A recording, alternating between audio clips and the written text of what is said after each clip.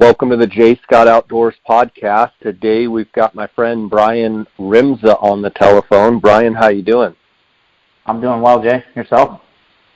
I'm doing great. I'm looking forward to having this conversation. As we sit right now, we're August 14th. We've got deer seasons all across, archery deer seasons all across the West opening up. We've got some elk seasons opening up, antelope. 2019 fall season is upon us. What are your thoughts? Well, I mean, I am jealous of those individuals that have some of those coveted tags out there. I don't have any tags in Arizona this year. But for those of you who have tags, it's shaping up to be one of the best years I've probably ever seen. Yeah, you know what's so crazy is we had, pretty widespread across the Southwest. We had good winter moisture. But to be honest, speaking about Arizona specifically, like our monsoons just have not been that great. Although the country, from everything everybody's telling me, the countryside, the grass, the antler growth, everything's looking fantastic. But when you look at the charts, like we haven't had much summer moisture. I was sure hoping that we could put, an unbelievable winter on top of, an unbelievable monsoon season. But it looks like we're not going to get that.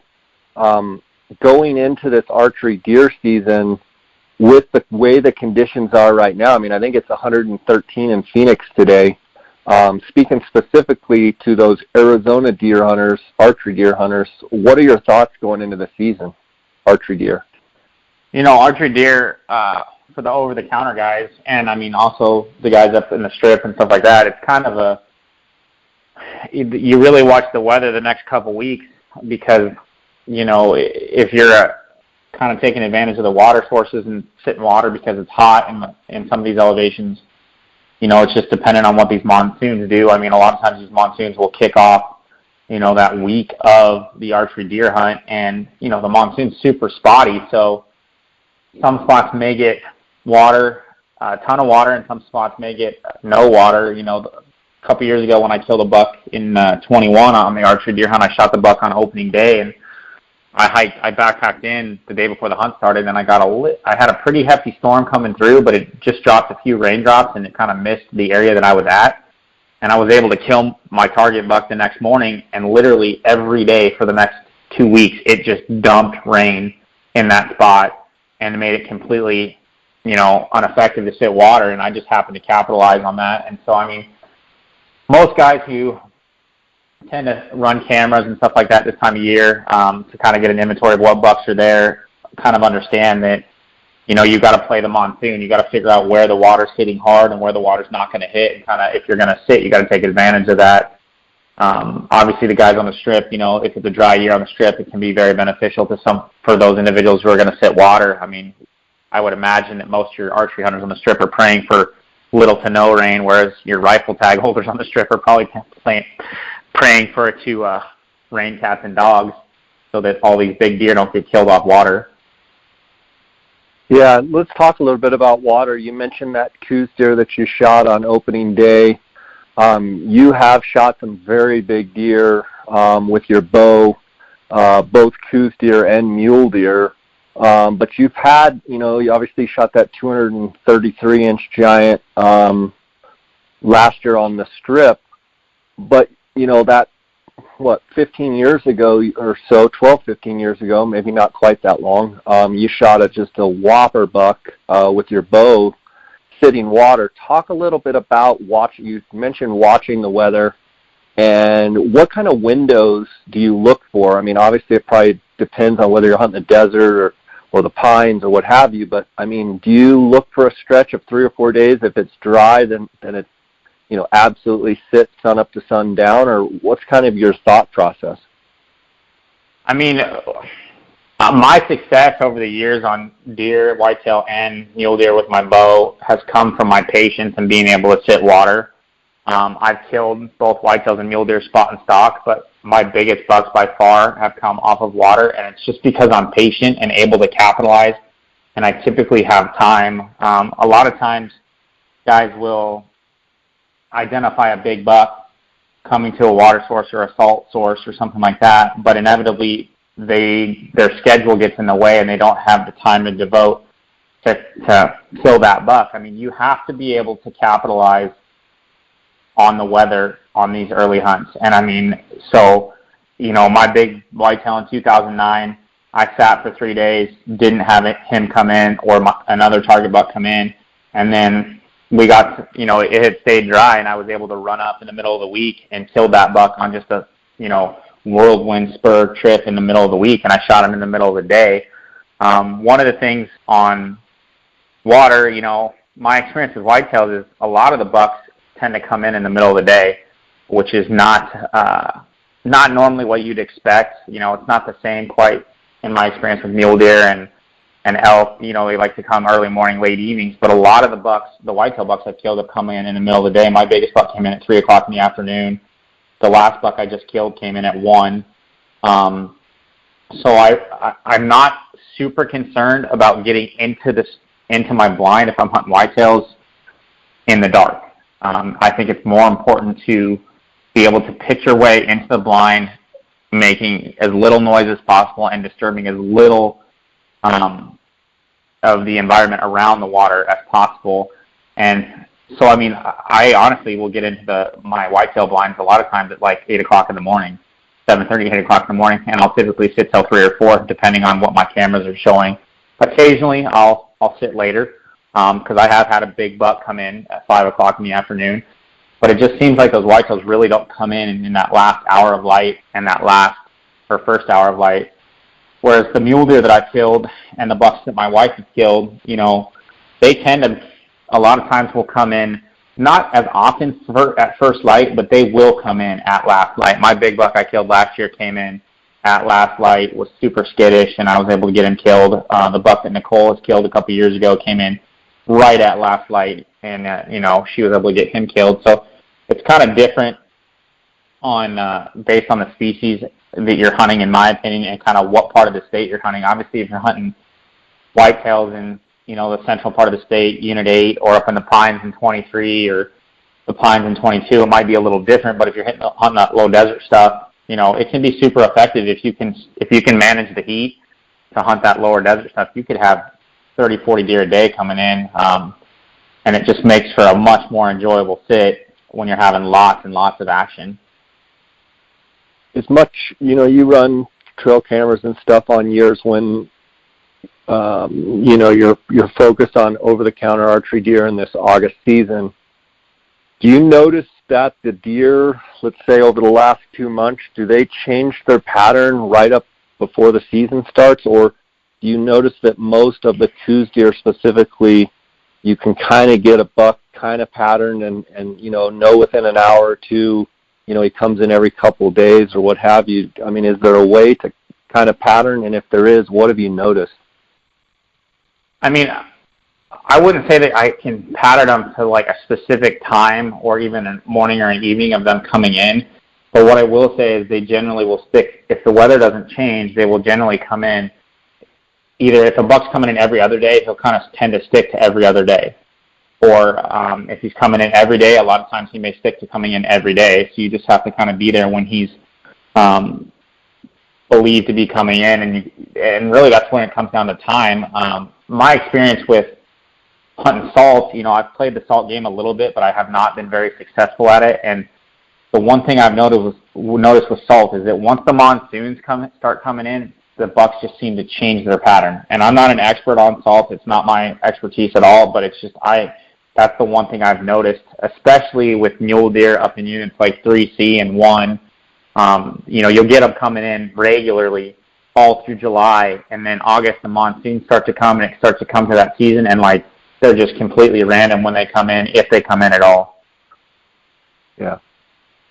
Let's talk about your strategy if you're going into this OTC season, and we'll talk about some other states as well, but right now let's talk about Arizona, and specifically talk about if all of a sudden just rains start pounding, do your tactics change? Well, I mean, if you're planning on sitting water and it starts dumping rain, you probably shouldn't waste your time sitting water. So, those bucks aren't going to change their patterns drastically, meaning they're not going to move out of the area. Summer bucks are super patternable, so if you can find a big buck in a particular canyon, he's going to be in that canyon unless he gets bumped out by a hunter or a lion or something like that. So it may take you a few days to pick him up, but he's going to be there. And with that being said, I mean, it makes it easier to stay put and keep looking for him, because these summer bucks, I mean, the benefit to having the early season tags, the youth hunt in Arizona, a lot of them start October 12th. Those are some of the best tags in the state because nobody has really bothered those deer. And if you can find a big one, man, you can usually kill him pretty easily because he's going to be in that same canyon somewhere, and you just got to spend your time behind the glass turning him up. The other thing is if you get lots of rain and the monsoon comes in, generally that'll cool down the temperatures, which will keep these bucks on their feet just a little bit longer, which will help you out and make it a little more enjoyable when you're sitting behind the glass. You talked about when you go into the blind, sometimes you wait till, it gets light where you can see and you're not making a bunch of disturbance.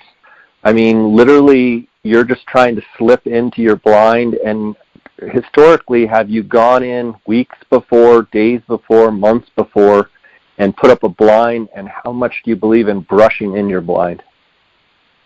Well, I mean, I definitely think on a ground blind, you need to get it in at least a couple weeks in advance. I genuinely will put my blinds in about August 1st, and you run a risk there because if the monsoon comes in and starts dumping rain, then you basically pack the blind in for no reason.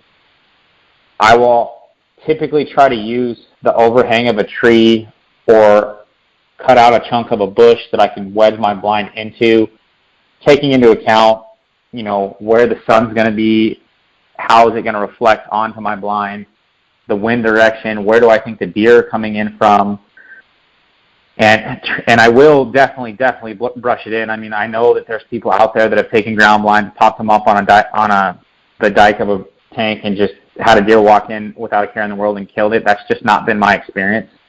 One of the things that I learned from Dar, our mutual friend, obviously your partner for a long time and good friend, is that when I put up a ground blind, I'll submerge that blind in the tank before I put it up. And I learned that from Dar, and I think it's one of the best things that I've ever kind of learned to do, because to me it kind of gives that area, or gives that blind the smell of the area, and it takes away any kind of weird odors that might come with a blind being popped up into an area. So that's something I learned from him. So I won't pop the blind up. I'll just take it, fold it up, sink it in the tank, and it can be a little messy, and it's going to get you wet, but I'll sink it in that tank, and then I'll pop it up where I want to put it and brush it in and do what I need to do. And it seemed to be pretty darn successful in helping kind of eliminate some of those odors. And so if I'm putting a blind up last minute on a spot that I just found, I'll definitely do that. So it's just one of the little tricks that I learned from Dar, and I do think brushing blinds in is super critical, as well as paying attention to where the sun's going to be while you're in the blind. Talk about that a little bit more. Dive into that.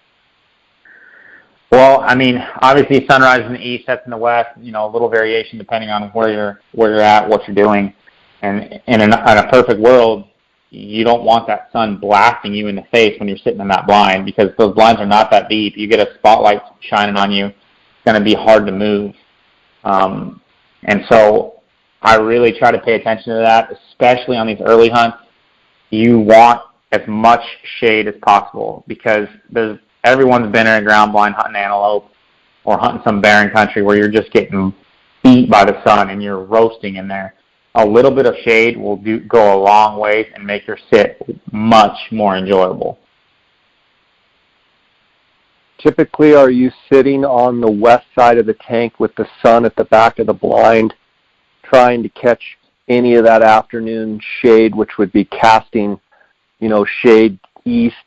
In other words, it's coming, shining from the west to the east, so that Generally, you also, are you typically always on the west side of a tank?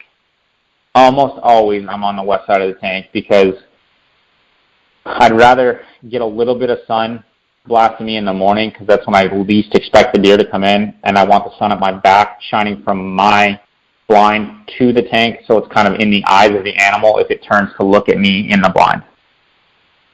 Okay.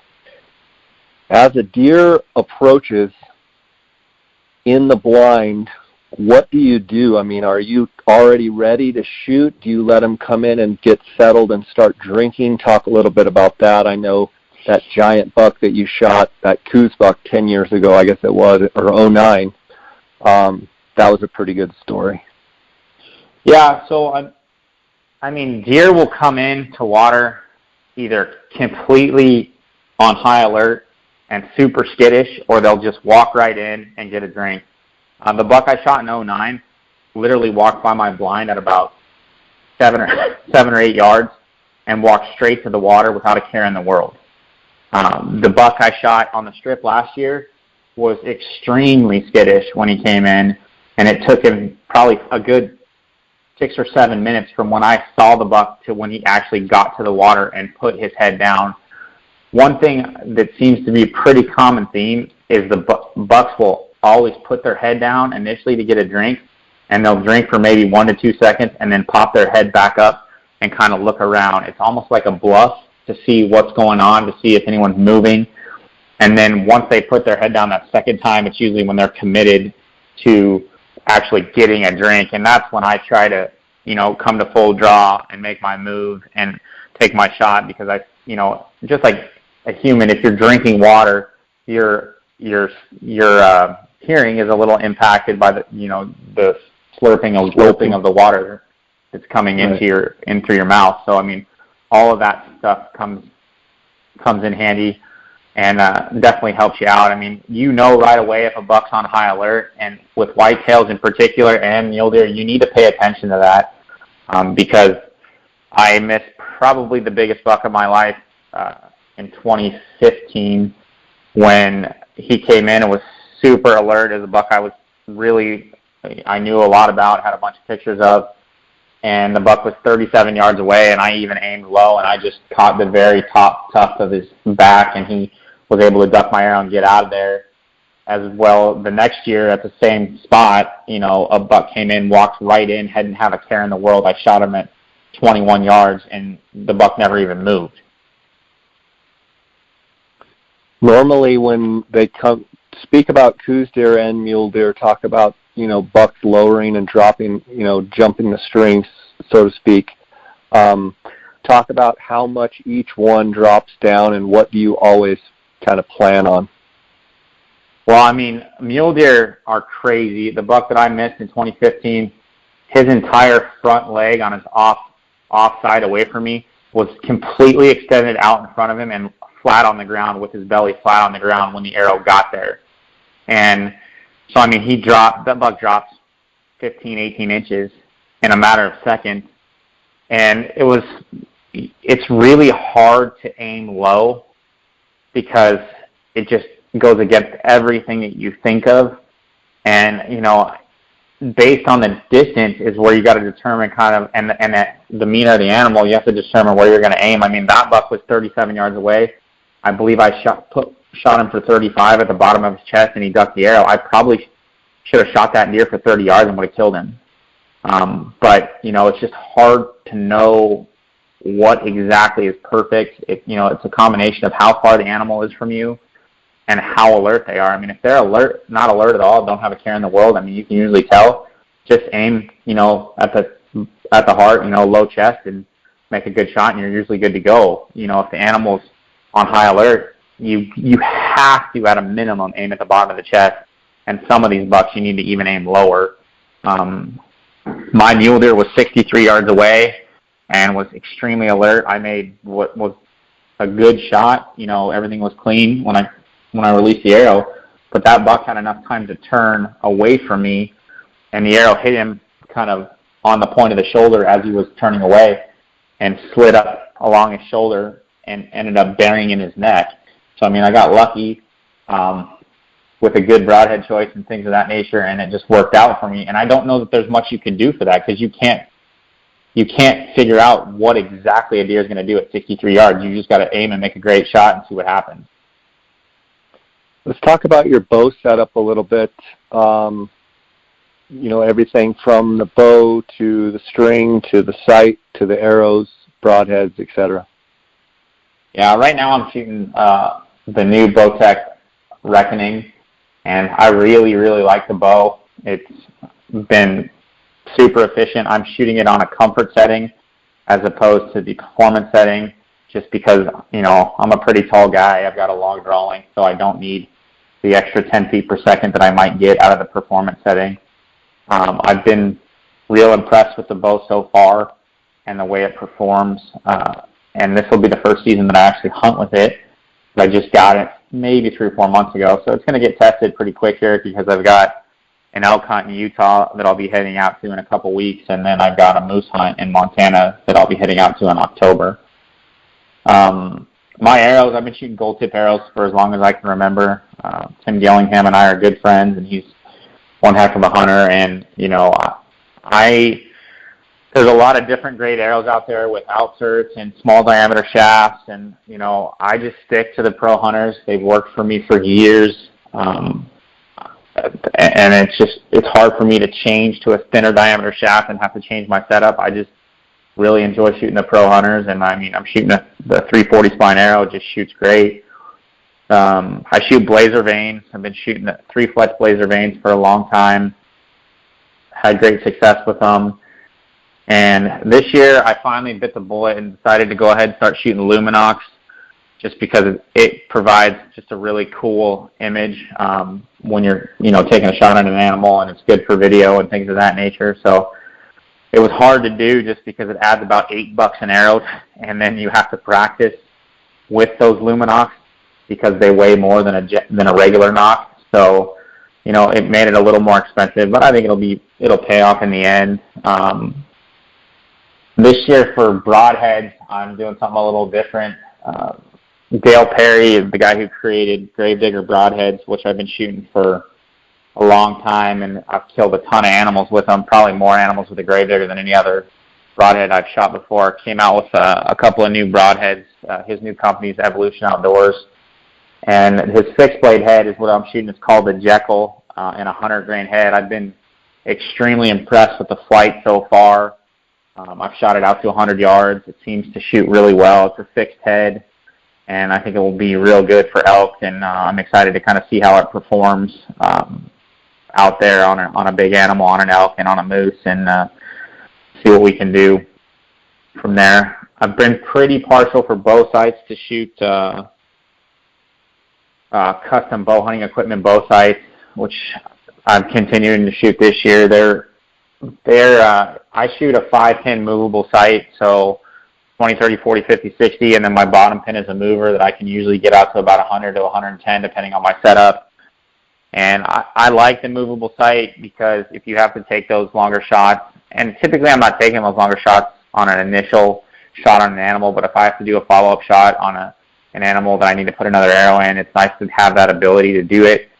And, the one thing I really like about the custom bow equipment sights, or CBE is what it's short for, is they have a metal sight tape program that has been pretty accurate for me, and I really like having a metal sight tape that is held on by 2 screws, because if you get weather, you don't have to worry about the paper sight tapes getting all nasty because of the rain. They're easy to interchange in and out, and they seem to be extremely accurate. So I've been really happy with that for sure. And then bow quiver-wise, I shoot a tight spot quiver. I've been shooting tight spot for several years. They just are good, solid, all-around quiver, and they give you the ability to remove the quiver if you want to, if you're shooting out of a blind or a tree stand setting, or even on the ground if it's something you want to take the quiver off of to make the shot. If you weren't hunting elk and moose, would you be back to using the Gravedigger mechanical or another mechanical? And did you strictly go to the fixed blade just because of these 2 hunts that you have specifically coming up? I went to I wanted to shoot a fixed blade head for moose, and I probably don't need to. It's just my personal preference. The Gravedigger head I was using is a hybrid, so it's a fixed blade with two expandable blades that expand upon hitting whatever you're shooting at. And I've had good success with them, but since the company has gone kind of bigger, the quality control on some of the heads hasn't been quite as good. And, Dale's been always good to me, and the products that he's made have been pretty impressive. So I figured, I'll give his products a try and see how they perform. And so far, I've been pretty impressed. Brian, you're one of the best archers in our state, and, historically have shot, 3D competitive and, a really good archer. But the way I look at it, it's like people. There's no different. I mean, there's several types of archers. There's the guys that kind of use the equipment they've been using for a long time, and it's really hard to get them to change. And then there's the guy that, literally every week he's got a different bow, different arrows, different broadhead, different strings, different sights. Where do you fall in that category of archers? Well, I appreciate the compliment. There's a lot of great archers in the state. I've been pretty fortunate to take advantage of the hunting situations that I've been presented with and make the most of those opportunities, which I think is super important to being successful as an archer when it comes to hunting. And I've, obviously had some pretty good success in some of the tournaments, local tournaments in the state. For me, I would consider myself someone who kind of sticks to what I like and what I'm comfortable with. I'll change a bow every year and try something different, but I don't change my arrow setups very often. I don't change my broadhead setups. I'm not a tinkerer. I'm not someone who wants to change a setup every week. I don't want to be dealing with that, constantly trying to tune a new setup with a new arrow because, frankly, my life and my professional life is busy as it is, and I like to be able to pick up my bow and know that my setup is good, and now all I got to do is train my body to be able to shoot that bow and get myself in good bow shape to make good shots, knowing that my equipment's already ready to rock and roll. It makes my life a lot easier. There's nothing wrong with changing your setups and messing around and trying to find the exact perfect setup for you. That's awesome for people. I just frankly don't have that kind of time. I'll always put in the work. I'll shoot all the arrows I need to, and I always shoot arrows exactly like I hunt. My arrows have my luminoffs on them. They have the same broadheads that I hunt with, and I've been shooting broadheads and not field points for probably the last month now, just because I don't understand how you could possibly go out hunting and not shoot the broadhead that you're going to hunt with, for practice. In my opinion, at a minimum, a month before your hunt starts, you should be shooting nothing but broadheads. And I get it if you go into the archery shop to shoot because it's 115 degrees outside and you just want to get some arrows, through your bow and make some good shots. That's fine. Shoot field points. It's all good. But when I'm out, shooting my targets and stuff like that, it's nothing strictly but broadheads. I want to jump for a second. I know we talked quite a bit about blinds and, sitting for deer and what have you, but we've also, we've got some questions that I've put out to Instagram followers, and I think there's a couple questions in regards to it. But let's talk a little bit about stalking deer, both coos deer and mule deer, and talk about some of the tips that you might have for people or things that you've learned that works for you, and whether it be deer behavior, patterns, just things that have made you a better stalker of deer. What would that, where would you go with that? Well, I think you've had questions on it before about people asking you to stalk deer in their bed or stalk deer when they're up feeding.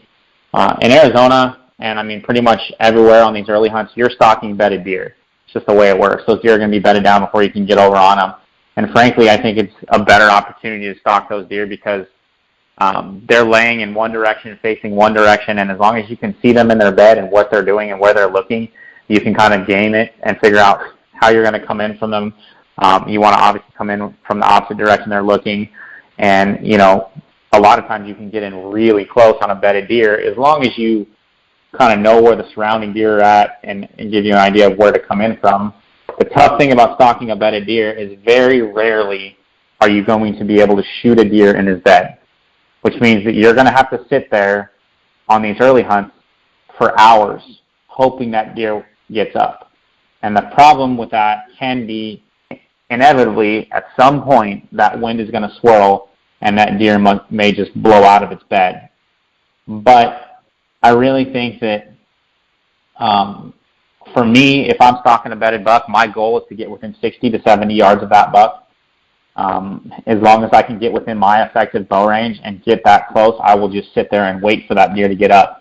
I feel like I'm a little bit farther away in case I get a bad wind for a second. I also feel like I can get away with, a lot of times if you're sitting there for hours, it's hard to sit still. You're going to want to move. You're going to want to stretch. You're going to want to, chase the shade around the bush that you're hunkered up next to. And if you're at 60 or 70 yards, you can usually get away with a little bit of that. Whereas if you're at, 30 yards, it's going to be really difficult to get away with that.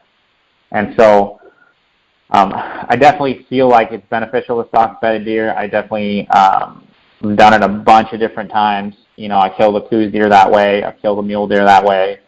And it's a very effective way to do it. It's just in Arizona, and depending on the, some of the high country stuff in Colorado and other states, you can sometimes get an arrow in those bucks in their bed. It's just not very common to be able to do that in some of the brushier country in Arizona. I did a podcast with Randy Ulmer a couple years ago and asked him the same question, and he says basically he stalks deer bedded, but he gets to a certain distance and then he hangs out. He, if I remember right, he was more hanging out at 125, 150 yards. What would you say about that tactic as far as trying to get close, and obviously a lot of the hunting he's doing is in Colorado and high country mule deer and stuff, getting close, getting in kind of position, but not where you're going to have a wind screw you up, and then let those deer get up and start feeding, and then go ahead and close the gap on them. Talk a little bit about that from your experience. Well, I definitely am not going to second guess Randy with all his success and things of that nature, but it makes total sense if you think about it. For me, on stalking a bedded deer, I don't want to blow the opportunity, meaning I don't want to bump the deer out of his bed and lose my shot. I want to give the deer a chance to get out of his bed and make a mistake by either feeding closer toward me or feeding behind a bush that I can move in on and close the gap and kill him. So I feel like that hanging, stopping short 100, 125 yards, wherever you're comfortable at, wherever, depending on the topography, what's a good spot, and letting those deer get up and let them kind of make the mistake, giving you the upper hand, is critical because, if you stalk into a bedded buck at 30 yards and you're going to sit there for 3 or 4 hours, you're going to be hard pressed for that deer not to spook based on your scent or a sound or something of that nature, because you're just frankly too close. So I always like to give the animal a chance to kind of seal their fate or give me the upper hand by making a mistake rather than me screwing it up without even giving them a chance. Let's talk about, in that same category, if you will, stalking deer. In some states, Arizona, it's legal to use a radio, so you can have an earpiece in where someone can be talking to you and say, okay, Brian, you're 100 yards. Just hang out there. I'm going to watch the deer. I'll let you know when he gets up. Let's talk about that strategy, and then let's talk about the strategy in maybe some of the states where radios are not legal or people choose they don't want to use them. Some sort of hand signaling with a buddy that, hey, you're in good position, the buck's bedded, I'll give you a signal when he gets up. Talk a little bit about that and how you see that being effective for people trying to stalk and kill deer with a bow. Well, radios are super effective in the states where they're legal. Arizona is one of those states where they're legal. You can utilize them. You would think, and they're probably the uneducated people out there think, well, if you're using radios, it gives you just this tremendous advantage, and it does. It definitely gives you an advantage. But if your radio operator doesn't know what they're doing, it's not going to be that effective. But radios can be extremely effective. I've used radios in the past to, try and kill deer with. I may have killed 1 or 2 deer with the use of radios, but it's a pretty common practice today, especially in Arizona among depending on where you're hunting, a lot of the guides and outfitters use radios all the time, even on their rifle hunts, just to communicate with each other and get people around, because ultimately it increases their success. There's, obviously if you utilize a radio, you can't enter an animal into Boone and Crockett. You can't enter an animal into Pope and Young or the Bow Hunting in Arizona record book or anything of that nature. SCI does still accept animals harvested with the use of radios. But, you have to come up with a good hand signal system. You have to come up with, some sort of a flagging system with your buddies if you're not going to use radios. And it can be, it's something that you have to work through, and you have to have a good partner who, you guys can understand. And frankly, you have to have something that's big enough that you can see what direction they're talking about. Hand signals are pretty tough, because if you're talking 1,000+ yards, if you're looking through 10 power chest binoculars, it's pretty difficult to see what someone's signaling you to do without your binos being on a tripod. So I would encourage you to utilize some sort of a flagging system. I have several like golf style flags, like golf pin flags that are like 12 inches by 18-inch flags that are all solid colors that I've used on hunts to help have someone signal me in. It still can be extremely efficient. It just takes practice. It takes a lot more practice than what you would think to understand everybody's general hand signals. And you got to keep it simple. You can't get all crazy with hand signals. It's got to be a pretty basic system. Yeah, and basics like the buck's still bedded, so having a signal for, okay, you've stalked over there, everything is just, how you, if we're sitting up glassing a buck and you go make a stalk and I, give you the orange stocking cap up, in a tree, means everything is the same. From your perspective as the hunter, you're like, okay, I know the bushies by, I know the rockies by, everything's the same, so I know I'm in good position. Don't you think just having even basic things like that as a starting point, knowing that, yes, I'm still in the game, the deer hasn't moved, the orange cap is up, or whatever it may be, the red flag is up, or whatever signal you come up with, have some sort of basic premise that, yes, everything is moving as planned, gives that archer a lot more confidence, and I think a lot more chance to even, have a chance to get it done. Would you agree? Oh, absolutely. I mean, a lot of times, the unknown is what gets you in trouble, because you think that, the buck's gone, or you think you've gone too far, or whatever. And inevitably, the animal's right there, has never moved, and it's, and you end up bumping him out because you think he's gone. So, I mean, it's definitely important to pay attention to that for sure. Brian, I want to take just a second here. We're going to dive into the Q&A questions next, but I want to take a second to thank the sponsors of this podcast. I want to thank GoHunt.com. My friend Cody Nelson of 20-plus years, Brian, you know him. He's the optics manager over there at GoHunt.com, the gear shop, and he's doing a fantastic job over there of talking and educating customers. And if you guys have any optics needs at all, whether it be binos, spotting scopes, tripods, rifle scopes, anything to do with optics, if you got glassing questions, reach out to him at 702-847-8747. That's extension 2. You can also send him an email that he will get directly at optics, so optics@gohunt.com.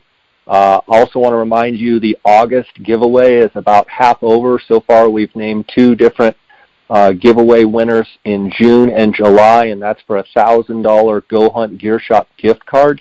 All you have to do is purchase something either through Cody or on the GoHunt.com website and just use the JSO promo code, and you're going to be entered into the drawing. You can spend $13 or you could spend $3,000. If you spend $13, you get 13 entries. If you spend $3,000, you get 3,000 entries. So it's dollar for dollar entry. Use the JSO promo code.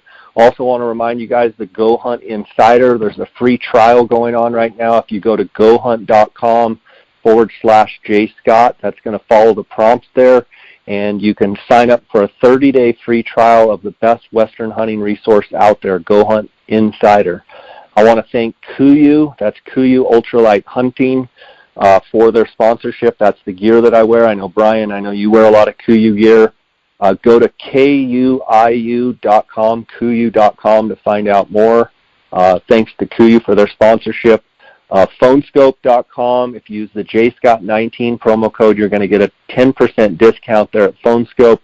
And then onxmaps.com, if you use the JScott19 promo code, you're going to get a 20% discount there at onxmaps.com. Brian, let's dive right into the Q&A here. And I know the listeners, they've really liked listening to a lot of these Q&As that we've been doing, so let's just dive in. Okay.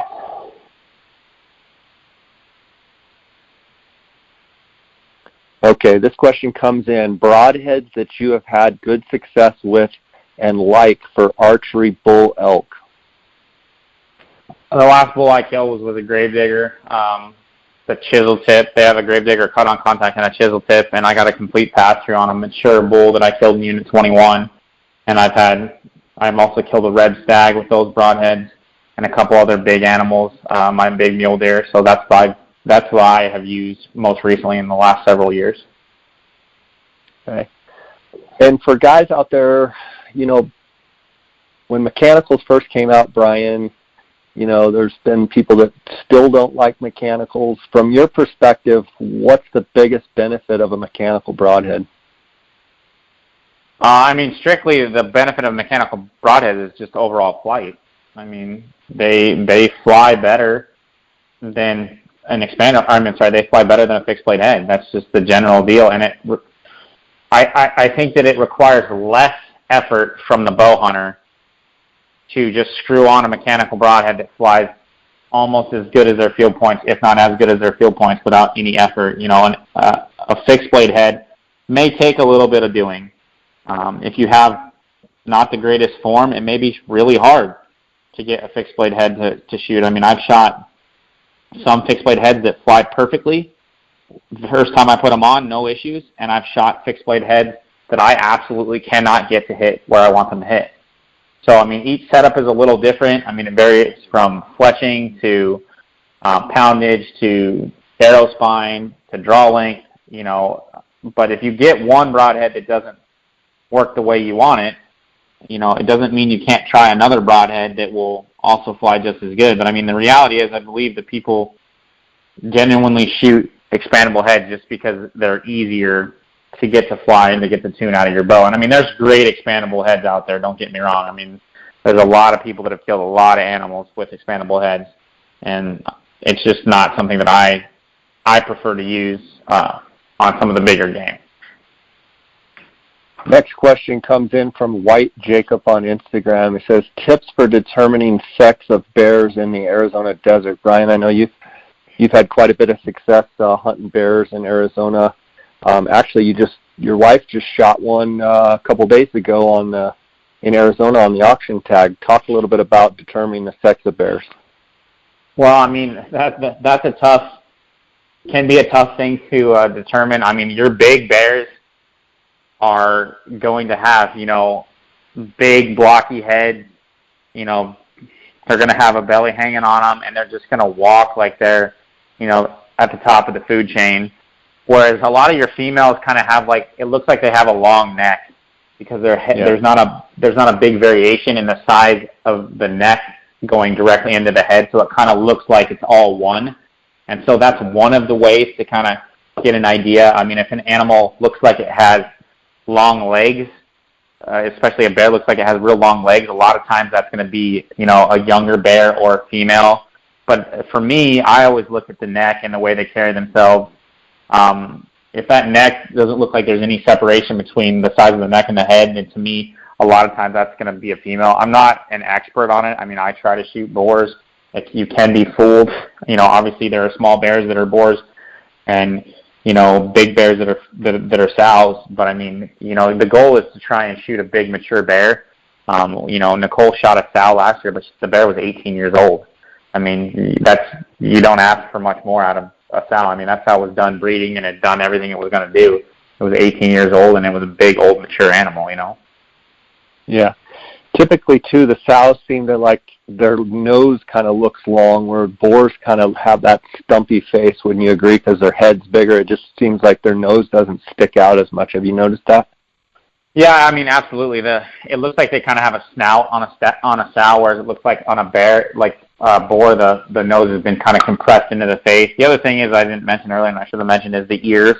You know, if a bear's ears look big, then that bear generally has a small head. It's not typically going to be a real big bear. If the ears are small on the head, you know, kind of out to the sides, not just like right next to each other, that's another indicator of a big mature bear. You know, right now the bears in Arizona are not real fat, just because they've been living through a summer, and especially these desert bears, you know, they're just starting to pack on some pounds and stuff like that, so they're kind of lean. So I mean, even some of the older, bigger skulled bears that I've killed over the years didn't have like the biggest giant bodies on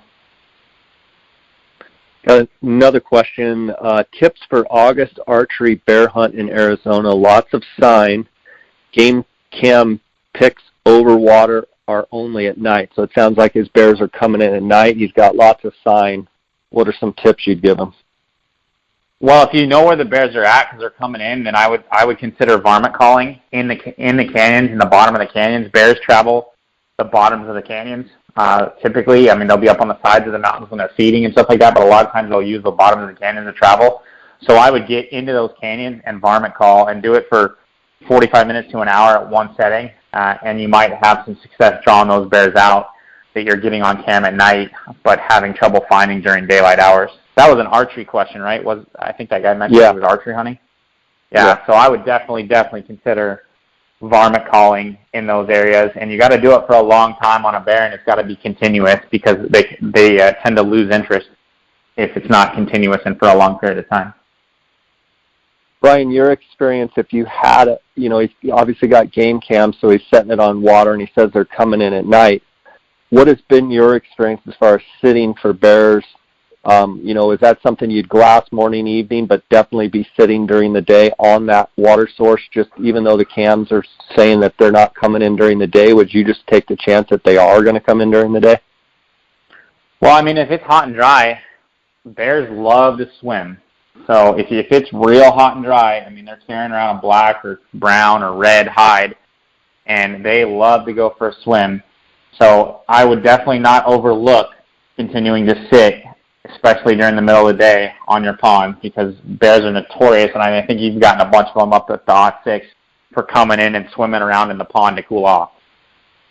Yeah, I mean, I would tell you that 95% of my bear videos and photos at the OT6, with 150 trail cameras running, the majority of them would be between 10 a.m. and 3 p.m., right during the middle of the day. It seems like that's when they're coming to water. So I would tell the listener or the guy that's sending the question, things could change very quickly, and especially as hot and dry as it is, just because, the last couple of weeks maybe they've been hitting at night, that might all change, and they might definitely come to cool off. Next question is comes from super_awesome rock, and look for my first archery deer. All I've seen so far is forkies. Any suggestions to find a bigger buck? You got to get out of the nursery. Wherever you're at is where you're seeing lots of deer, and it's predominantly what I would call a nursery. You have the places where I've found my bigger deer, I see less deer. So if you're seeing the does and the 2 points in the spikes that hang out with those does, you're kind of in that nursery zone, and you got to get away from that and start looking at some other places that might be a little more remote, or just in different places where you may see a few less deer, and those deer that you do see are generally tend to be bigger deer. Doesn't always work out that way. It doesn't mean a forky can't be with a big deer. But if you're talking about the fork and horn deer that are hanging out with all the does and stuff like that, you got to find a different spot. You got to start looking in. It doesn't have to be a whole new spot, but you got to look in different areas within that spot to try and figure out where those better bucks are at. Don't be afraid to cover lots of country and glass. Yeah, and I would agree with that as well. And I would say potentially looking a little bit more rugged country, looking a little bit more canyon, little steeper country. do a little bit more glassing, especially if we're talking about coos deer. Look on those north-facing slopes, the shaded slopes. The bigger mature deer, they don't like to be out in the sun. Typically, does are going to be kind of on south-facing slopes, and forkies, young deer still with their mom and such. So just looking a little bit rougher country would be the suggestion I'd give you. Okay, next question, Zach Buddy 24. Are you concerned about spooking deer while hiking to your glassing point? I've talked about this before. Brian, I'll get your opinion on this. Definitely. I always like to walk in, to the glassing point with a headlamp. If I don't need the headlamp, in other words, I got a little bit of gray light, I don't want to use the headlamp, but I always like to get up there plenty early, so that if deer, if they hear me kind of rolling around in the rocks, if they can't see me, they just kind of hear it, a lot of times they'll go back to doing whatever they're doing. Definitely, if they're not used to seeing lights and all of a sudden now they're seeing lights, you're going to blow those deer out. I always like to go up, if I know a deer's in a certain basin, I like to hike up on the opposite side of the hill so that all of my noise going in, when I get to the top, I don't like to skyline out too much. I like to kind of sneak, set my pack down and kind of sneak and peek over. Brian, your thoughts on spooking deer?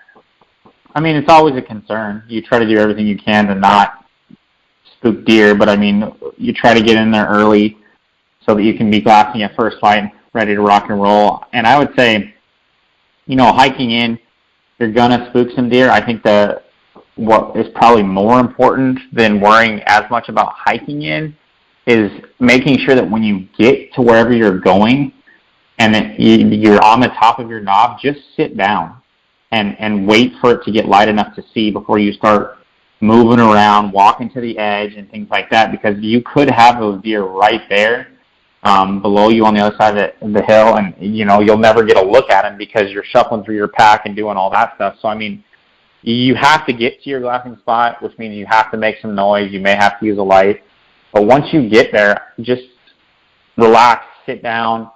Don't walk right to the edge of the canyon. Let it settle and just kind of wait for it to get light enough so you can see kind of what's going on before you start shuffling around. Next question, Lazy H98. Will I have to comb through broke bulls for my early rifle tag this year? He doesn't say the unit.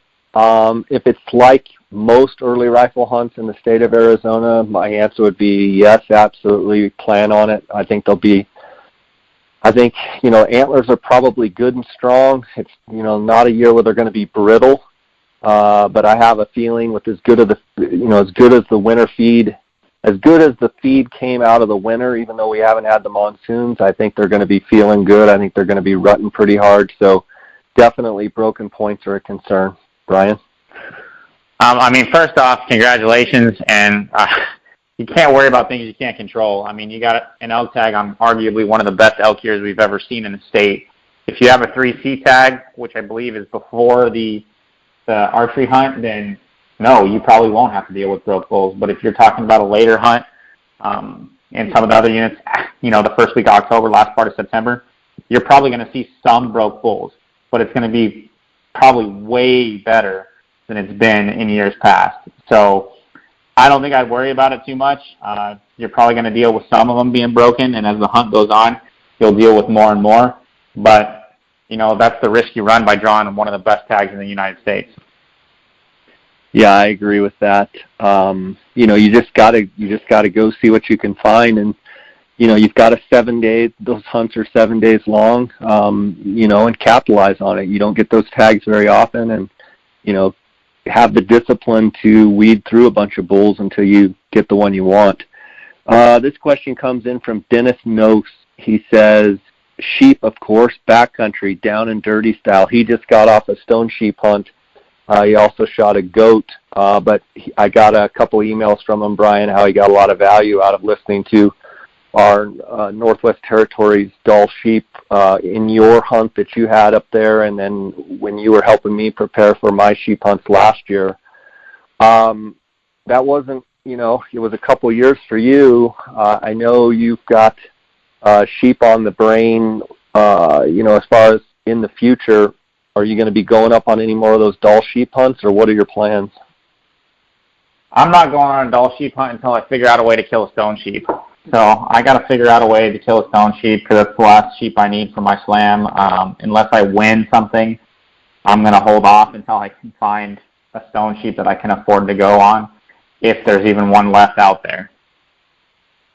So if any listeners out there, if you're a stone sheep outfitter and you just are feeling gratuitous, give Brian a call, and he needs a stone sheep.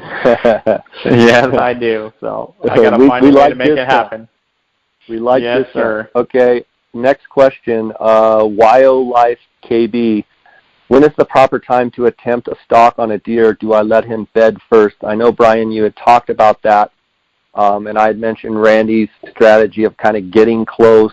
And, the only thing I would say is I've seen a lot of guys, they're up on a glassing point, they see a deer bed, and they immediately go over and stalk that deer.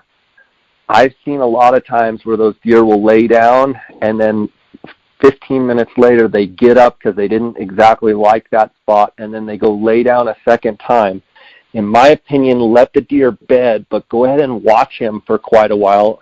Now, if you have someone that's there to, and you're in a state that it's legal and you either use radios or spotter or hand signals, whatever, that's one thing to go ahead and get over, get close, and then have your buddy tell you what's going on. But if you're, solo, I would watch the deer, I would bed the deer, I would make sure that the deer is, stays put.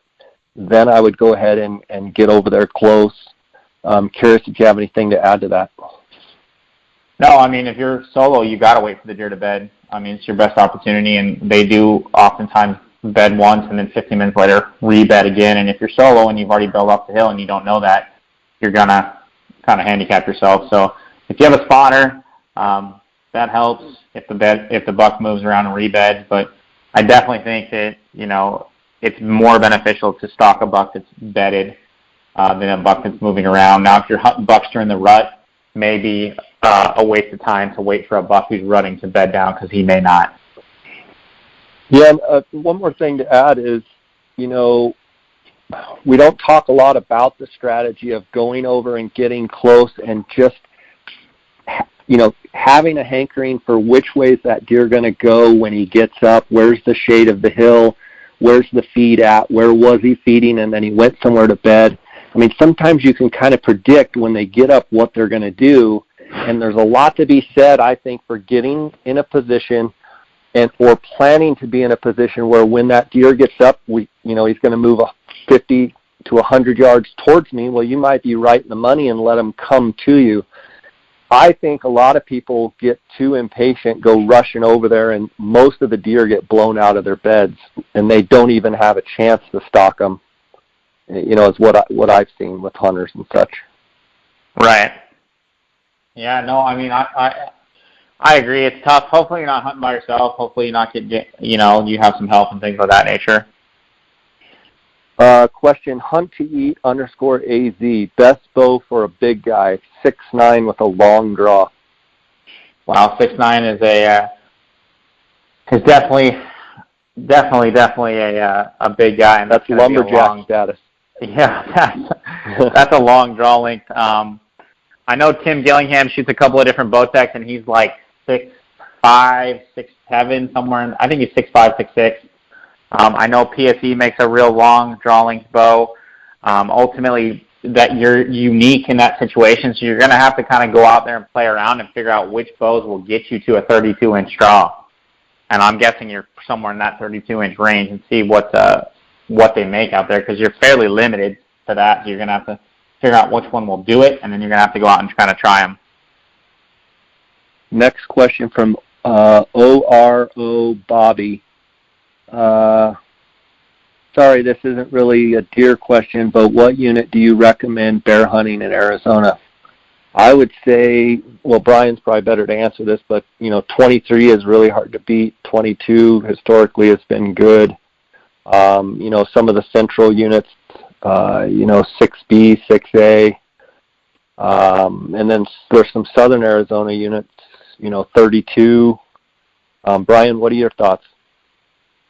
If you're a first-time bear hunter who wants to get into the bear game and you want to give yourself a chance to kill a bear, I would say 23 South is probably your go-to unit. It would be my number one. And there's a lot of bears. There's a lot of country that you can glass, and it just gives you the best chance to be successful. As a new bear hunter who doesn't have any spots of his own, your goal should be to glass long distance and glass as much country as possible until you can find a bear. Because a black bear sticks out like a sore thumb on a green hillside, and just glass 4, 5, 6 miles away. And once you find a bear, look at your map, figure out how to get closer, figure out how you can hunt him, and that'll help you kind of hone in on where the bears are at. Every year is a little different. Last year they absolutely slaughtered the bears in 23 South because the feed sources were very limited.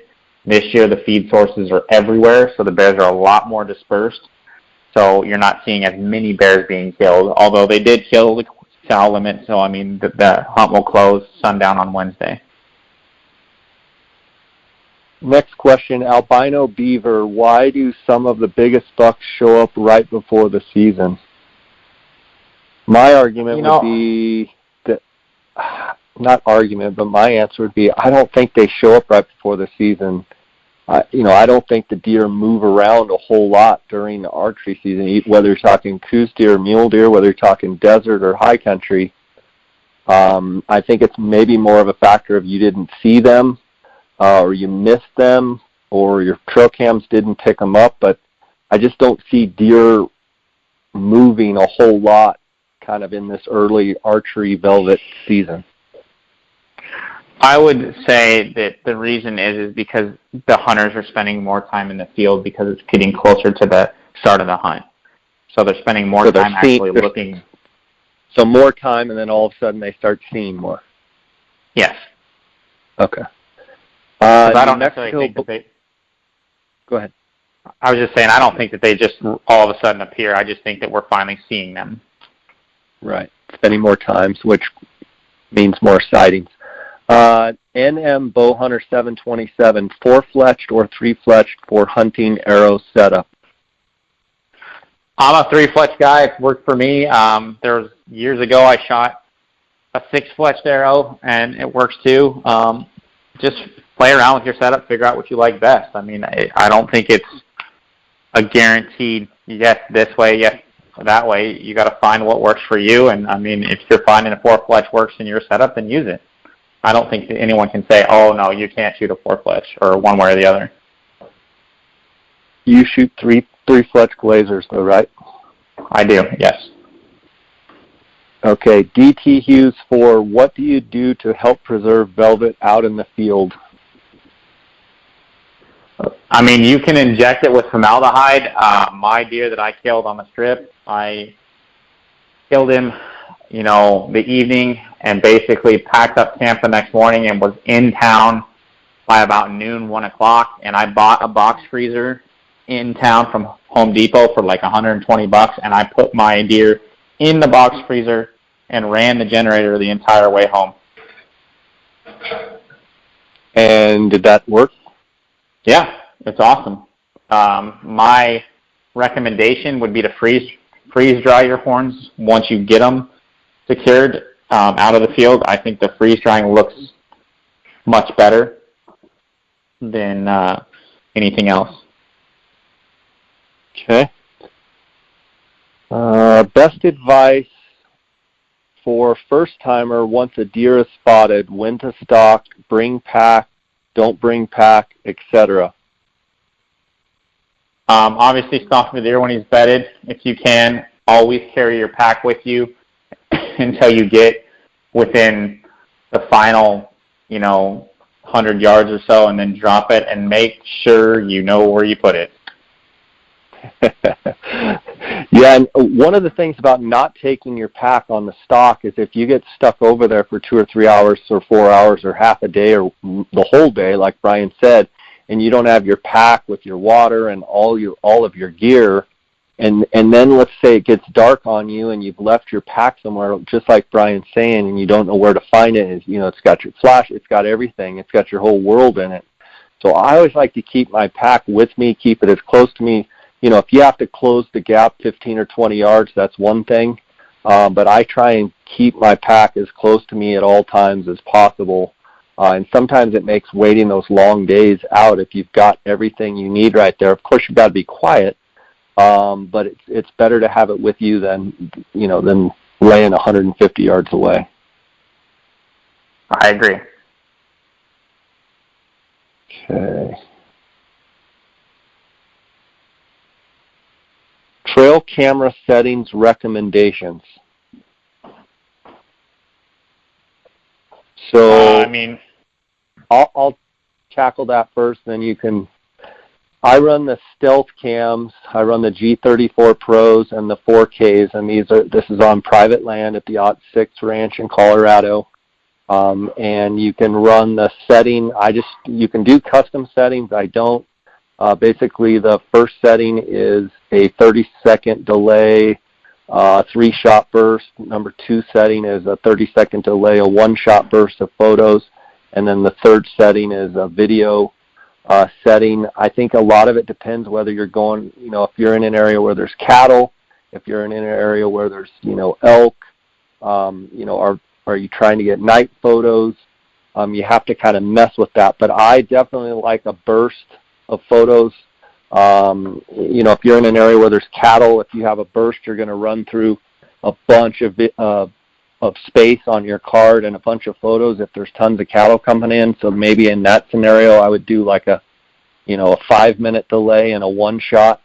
But there's just something about that burst. Sometimes you get different angles. Sometimes it gets triggered, but your 1 shot gets a deer's butt or a deer's head or an elk's head. If you get that 3-shot, it typically will get the whole animal in frame. Brian, what has your experience been? It all depends on how often you're going to check your cameras. If you're during the hunt, then I want 3 or 4 second bursts every 10 seconds. If I'm checking cameras like up on the strip during my hunt. But if I'm checking cameras, once a month, then I may do 3 or 4 picture bursts every 60 seconds. If you've got cattle in the area, it may be longer. Every scenario plays itself out differently. The SD cards these days can hold so many pictures that, the biggest thing is you just don't want to miss an opportunity on a giant animal, getting that animal on camera. So it's just a matter of kind of the scenario you're in and where you're at. Private land's a little different for you, but mine is just all based on how often I'm checking the cameras and what kind of environment I'm dealing with. And another question here, do you like to hunt in big groups or 1 or 2 people? I saw that question because you sent them to me earlier, and the more people, the better, as long as they're skilled at what they're doing. And so what I mean by that, and it depends on the hunt. If you've got an elk hunt, an archery elk hunt in Arizona, I really only need 1 or 2 people. I don't need 1 or 2 people, but 1 person with me as a caller who knows what he's doing would be awesome. Plus, it makes the hunt more enjoyable to have a good person there with you helping. The key is you need people to have a positive attitude that you can depend on. The other thing on like an elk hunt is if you have someone who maybe just wants to come and go check cameras here and there and maybe glass in the evening, but he's willing to prepare dinner or something like that, that helps you a ton because archery elk days are short. The nights are short and the days are long. So, if you have someone that's helping you out by cooking food and stuff like that, it makes life easier. If you're hunting sheep, then, the more eyes, the better. The key, though, is that you got to have people that know what they're doing, because if you have someone who doesn't know what they're doing and they see a ram and they're like, oh, my God, I saw the biggest ram, and you got to come and you spend a whole day or 2 days worse trying to find this ram, and then he shows you the ram and you look at it and it's like a dink, you're like, oh, man, I just wasted 2 days. So right. Good help is priceless. And honestly, some of the better outfits in Arizona who kill some of the bigger deer, bigger elk on some of these auction tags, they've got a pile of guys in there that all know what they're doing, because once they know the animal's in the area, they just got to turn him up, and that's what they do. And I mean, that's a lot like what happens on the strip every year, especially during the rifle hunt, is that once a deer shows up on camera, they go in there with, as many as 10 guys and just, burn the hillside up with their glass, and then finally turn that buck up and get him killed. So, I mean, depending on your hunt and the quality of your help will kind of determine how many people you really want there. I mean, there is such thing as too many. If someone's not capable of getting around, not capable of getting to the knob you send them to, they get lost, things like that. So, I mean, part of the thing is you got to understand your role as help too. You may not be there when the kill happens, but you're out there trying to help someone with some once-in-a-lifetime coveted tag, because that's when you see most of your guys with big groups, is when they have a sheep tag, or they have a strip tag, or they have an early rifle bull tag. But utilizing your help effectively can really, really, kind of make you more successful. Yeah, for sure. And, just to tag on to that, I think you made a good point about sometimes you're not actually there for the kill. Maybe you're on the other side of the mountain. Maybe you're on the other side of the unit. When you go to help someone on their hunt, and this is a little different than the question, but when you go to help someone on their hunt, you've got to do whatever it takes to help. And sometimes that's not in the limelight. Sometimes that's not in the spotlight. Sometimes you're not even near the kill. You don't even see it. You don't even know about it until you get a text that said, hey, I shot my buck, or I shot my bull. But that's part of, helping. And that can be the biggest help to someone, knowing that, hey, Brian's over there hitting that country. I'm just going to pound this. And it's just the way it goes. As far as big groups, personally, I don't like big groups. I like just a handful of people. I feel like too many people sometimes can just kind of get in the way. If everybody's, like you said, Brian, got the common goal and they're all good hunters, and there's nothing more frustrating, as an outfitter. Sometimes I've had people come up and help, and, I tell them, this is where I want you, and I give them the coordinates, or, give them the Onyx, here's where you go, and they don't know how to turn it on. They don't know how to follow a map. They don't know, it's like, I like to be able to say, yeah, you want to come help? Here's your coordinates. I want you there 30 minutes before the sun comes up, and you don't have to, if Brian comes to help me on a hunt, I can just give him coordinates and say, this is where I want you, and that's it. I don't have to tell him anymore. I know he'll be there. So having good, reliable help and friends in camp is huge. Yeah, absolutely. Best early season, last week in August, bow hunting elk strategy, calling strategy. So he wants the best bow hunting strategy and calling strategy. Well, I'm going to say last week of August, that's going to be pretty tough for calling. Maybe some high country Colorado stuff where you're up, 10, 11,000 feet. You'll get some bugling here and there. I just don't think calling is a super effective strategy at that point in time. I think late August, pretty much anywhere you are across the West, it's going to be hot, it's going to be dry. More than likely you can sit wallows, you can sit water. Don't be afraid to sit all day during the middle of the day. Another strategy, don't be afraid to glass them up and figure them out. I think super aggressive calling that last week of August is going to hurt you. I would probably do more subtle, just kind of curiosity type calling, where you're calling and the elk just maybe want to come check you out. Normally, for me, calling doesn't work really well until about the 5th, 6th, 7th, 8th, 9th, 10th of September. Somewhere right in there is when it kind of starts getting effective. And I actually kind of like that quote-unquote early season for some of those bigger bulls, because they're not completely herded up yet. So, Brian, any thoughts on that? No, I agree with you. I mean, the last part of August, I don't think you're going to be doing much calling at all. I mean, it just doesn't seem like that's going to be real likely at all, you know what I mean? So Next question is, go ahead, you got something to add there? No, you're good, buddy. MR Outdoor 72, Coos Tactics for older age class bucks. I'll let you tackle that one first, Brian. I mean, obviously we talked about a lot of that, a lot of the different options out there. I mean, in the early season, running cameras can be extremely effective to find a bigger buck. And once you find that buck, I mean, you can determine how you want to hunt him, whether you're going to sit the water or whether you're going to glass for him, depending on those circumstances. But I mean, that's the early hunt season. If you're talking the later hunts, during the rut and things like that, you just got to get in whether there's a good concentration of bucks and does. And if you're actually catch running activity, then you basically just got to bounce around and see which bucks show up with certain does. But it's a lot of it's going to be glassing, spend a lot of time behind glass if you're talking rifle hunts. And, one of the things I can tell anyone with a lot of confidence is that the places where I've killed the bigger bucks have always had lower deer densities. That's just been my experience throughout my life hunting deer, is that the bigger bucks I've killed have always been in places where I see less deer. Well, and to add to that, I think you got to go in those rough places. I think you got to go in those places where people don't get to easily. I think you've got to get a mile off the road.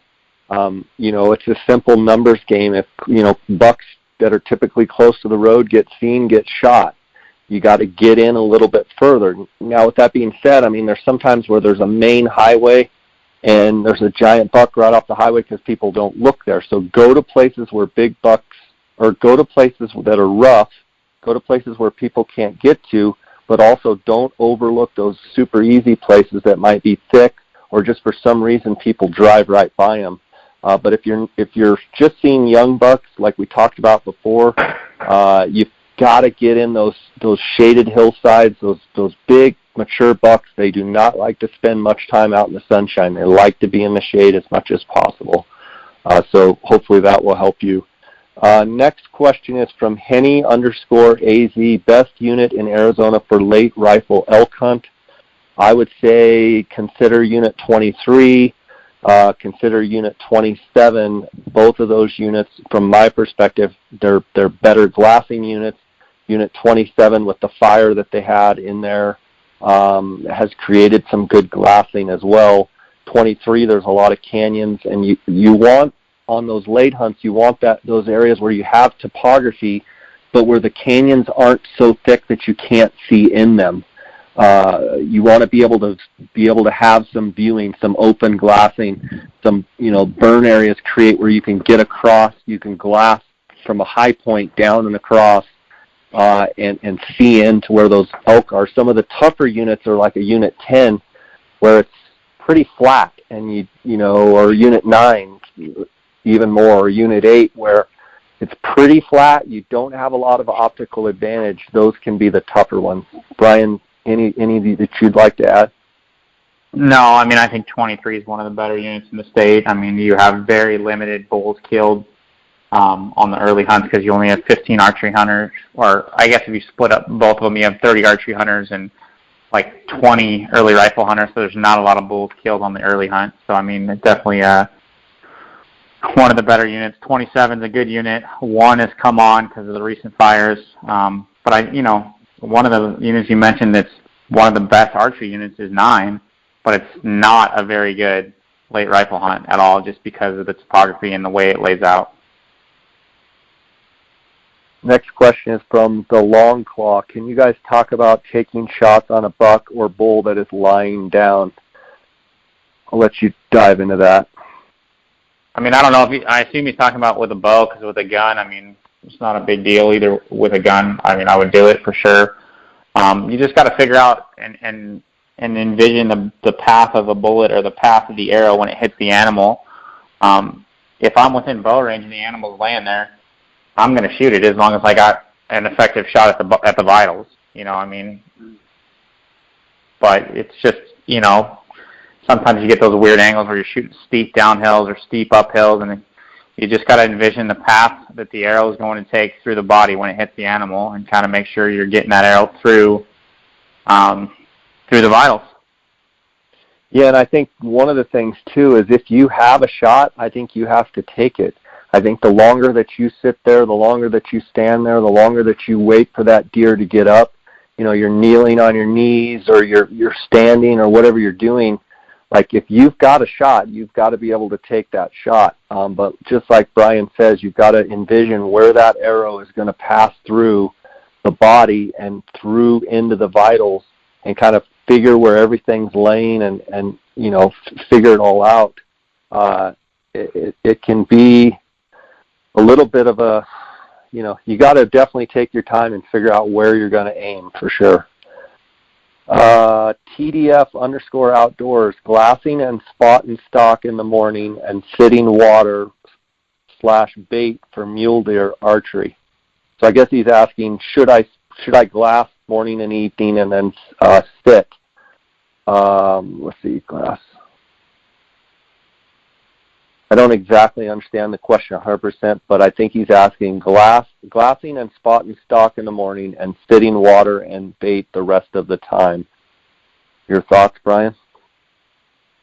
I mean, if you have a buck that's hitting water, then you should be sitting water. I don't think you need to worry about glassing.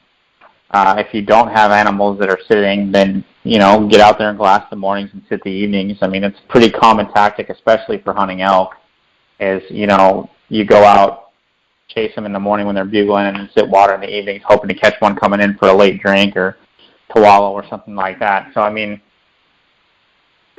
utilize whatever you're given to make the most of your opportunity. So, I mean, like I said, if they're hitting water, then go sit water and stay with it. You just got to stay patient, because the minute you leave, they're going to show up. Brian, I just checked on Instagram to make sure there weren't any more questions that came up while we've been on the podcast, and there's a couple more here. Fixed sight or single pin slider, mainly hunting coos? I'm a big fan of a multi-pin mover. So obviously I shoot a 5-pin sight that I can move. So my pins are 20, 30, 40, 50, 60, and my bottom pin will slide all the way down to 105 on my current setup. So that's what I like to shoot. If you have a hard time focusing on one pin, you like to have a pin right in the middle of your housing, then shoot a single pin mover. If you're not worried about shooting past 50 yards, then there's no reason, really no reason to have a mover. Just shoot 3 or 4 pins that fit your fancy. Understand though that if you shoot a single pin sight, the pin is in the middle of the housing, so therefore you're going to get a little less distance out of that sight than you would if you had a multi-pin housing, where the bottom pin or the pin at the bottom of the housing will give you a little more distance out of the sight. Got a question. Manuel Cavern, he says, are the deer done growing by the start of the archery hunt on the strip? Every year is different. I shot my deer, I think it was September 1st, and he was pretty much, I would say, done. The reality of it is that, you're not going to pass a big buck if he comes in and the tag's open and you're ready to kill him on that archery hunt. So I would say most of them are pretty well finished out. They may have a little bit left that they could put on there, but my experience with my velvet buck was he was basically done. The end of his tines were hardened. You could feel the points there. They weren't soft and mushy. I do think that some of the other deer in other parts of the state have lots of room left to grow. Last question, Brian. What's the average shot when hunting with a bow on the Arizona Strip? I would definitely say that you want to be capable out to, I would say, 60 to 80 yards if you're able to do so. My buck was 63 yards, and there was absolutely no way that I could set a blind any closer to the water than I had already done. But I know that the more effective you are at distance, the more the increasing your odds you're going to have with success. Just stay within whatever your comfortable range is. If you can effectively shoot 100 yards, great. If you can only effectively shoot 60, just know your limitations. Brian, thanks for coming on and spending some time with us. Any last-minute tips for those guys out there archery deer hunting or any of the hunts coming up here over the next month?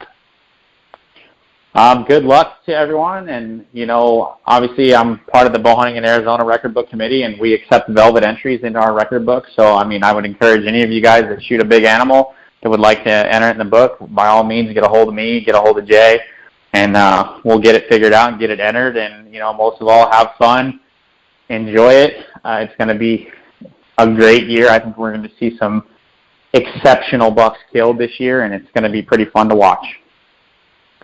Yeah, I couldn't agree more. It's an exciting time for sure. I know we've just been salivating all summer for this fall to start, and it's right around the corner. Again, guys, thanks for all your support, and thanks for the listeners Instagram followers that typed in some questions. We're always happy to answer your questions. Brian, I appreciate your friendship first off, and appreciate the time you always spend with us on the podcast. I know we get a lot of people wanting to hear more from you, so I appreciate that, and really excited about your opportunity to hunt elk with your dad in September in the state of Utah, and then to go up to Montana and get to fulfill your dream of shooting a moose with the bow is a pretty exciting thing. So lots of cool stuff going on. So yeah, get after them, and congrats on getting the bear with your wife the last couple of days. That sounded like a fun hunt. Yeah, it was a good time, Jay. It was a good time. I look forward to seeing what you guys produce off the OT6 and seeing how it all shapes out. But if anyone has any questions for me or wants to get a hold of me, they can email me. It's brian.rimsza@hotmail.com, and I'm sure Jay will post it up for you, and or send me a private message. I'll be glad to answer whatever I can. Sounds good, buddy. God bless. Take care. All right. Bye, Jay.